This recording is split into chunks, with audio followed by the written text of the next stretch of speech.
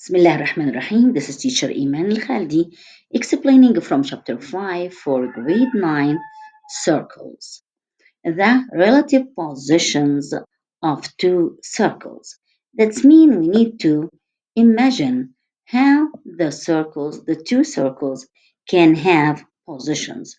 They might intersect with 2 points, or they do not to be disjoint, or they might touch each other internally or externally. Let's have these cases by the following two theorems, which are theorem number 13 and 14. Now we are going to discuss the following table to explain all the ideas about the position of the two circles. We have actually 7 of them. The first one circle completely outside the other.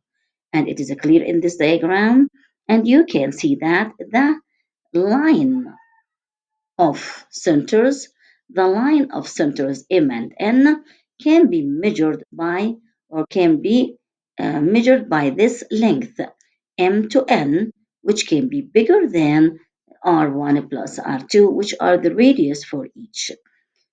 Case number 2, one circle completely inside the other without touching it.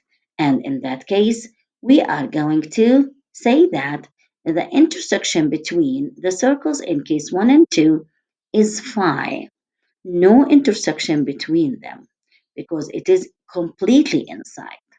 Now, the distance from M to N, which is the center of two circle centers, is smaller than R1 plus R2. In number 3, circles touch externally. That's meaning from outside, and that will make between them a common tangent. In that case, the length or the distance from M to N, which is the line of central, is equals to R1 plus R2. In 4, circles touch internally. Like that, if they are touching each other internally, that's meaning from inside, that will make between them a tangent, which is a common tangent also, and one tangency point, which is common also between them. So the distance from M to N, which is the line of centers, is equal to R1 minus R2. In case number 5, circles have common center, like this. So the distance from the center M to N is nothing, which is 0, which can be written as the distance from M to N is 0. In 6, circles intersect at 2 points. They intersect like that and they have a common chord between them. So that will make the distance from M to N is smaller than R1 plus R2. In 7, circles intersect at more than 2 points. That's mean they're going to be congruent above each other completely. And they have the same center. And that will make the distance between M and N is nothing, which is can be written as the distance from M and N is equal to 0, which is the line of center. Now let's discuss the first theorem, which is theorem number 13. In theorem 13, we can see that the point of tangency for two circles belongs to the line of centers. We saw that how the line of centers looks like from M to N, or any letters like O to M, or whatever. But the point of tangency can happen if the circles touches each other, externally or internally. You can see that from the diagram that this is the point of tangency, which is A. And at this point, we have a tangent. It is common for the two circles, which touches each other internally. And you can see that the point A belongs to the line MN, which we call it the line of centers. Let us see how. A is a point, belongs to the line MN, and the circles touch each other internally.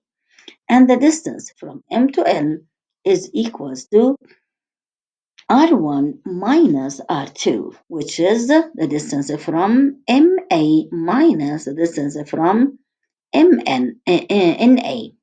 For example, if the length or the distance from M to A is 3 centimeter, and the distance from N to A is 2 centimeter, then the distance from M to N, which we call it the line of centers, is the difference between them, which is 3 minus 2 equals to 1 centimeter, and that will make sense.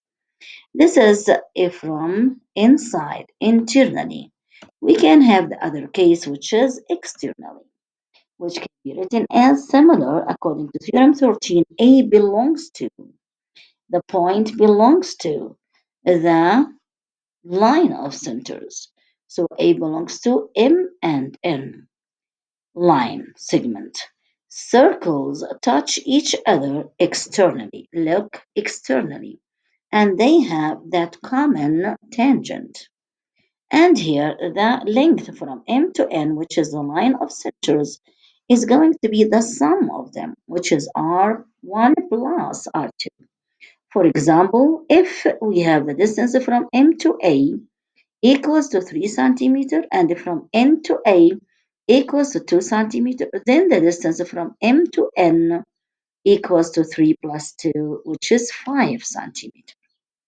And we can have a small note here in this diagram saying that you can see that the tangent always perpendicular to the radius. The tangent always perpendicular to the radius, to the right side or to the left side from theorem 10. Let's now have theorem 14. The line of centers of two intersecting circles is perpendicular to the common chord and bisects it. Let us see how in the following diagram. We can see that we have that circle, which we call it N, and the other one, which we call it M. And there is a line of centers from M to N of the two intersecting chords at A, intersecting circles at A and B. And there is a common chord called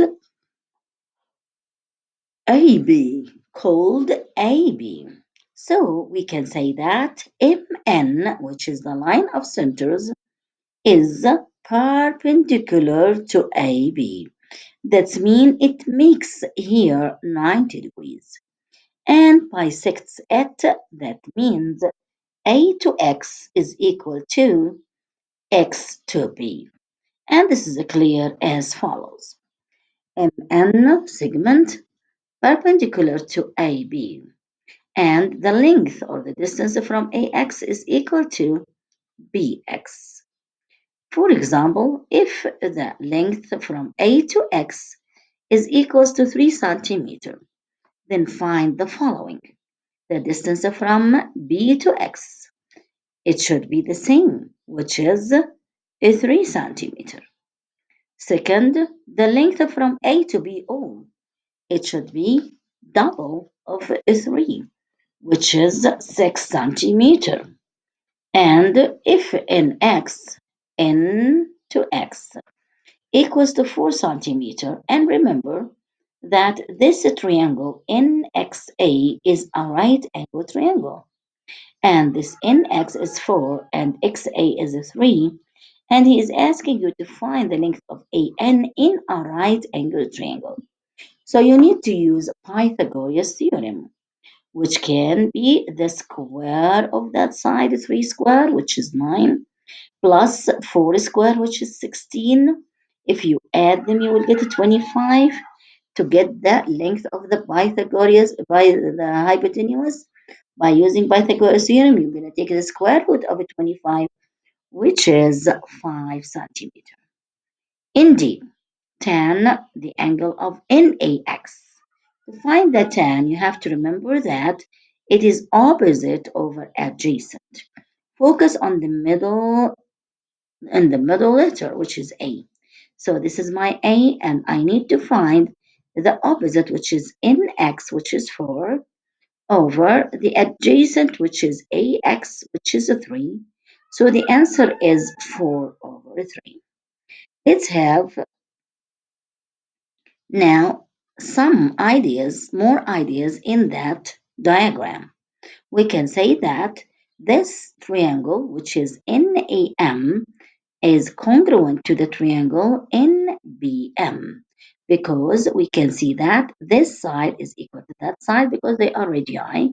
This side is equal to that side because they are radii. And this is a common side. And we can say that AMB is an isosceles triangle. That means this angle at A is equal to the angle at B from the right side and from the left side. And that will make also A and B is an isosceles triangle. So all these properties are found in that theorem. Theorem 14 and 13 are done. If you have any question, please write your question and don't hesitate to ask about whatever you didn't understand. And please don't forget to subscribe, do share, and like. Thank you for listening, and goodbye.